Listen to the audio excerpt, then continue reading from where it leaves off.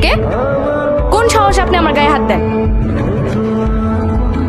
আমার পিছু করে ডিস্টার্ব কেন করেন? অনেক বড় মাস্তান আপনি। সবাই আপনাকে ভয় পেতে পারে, আমি কিন্তু আপনাকে ভয় পাই না।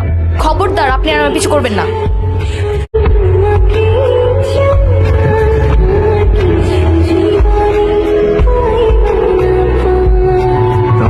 আরে শোন না।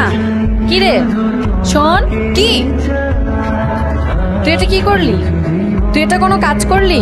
কিছু বকাটে ছেলেরা তোকে বাজেভাবে টাচ করার চেষ্টা করছিল, আর আলী ভাই এসে তোকে তাদের থেকে বাঁচানোর চেষ্টা করছিল।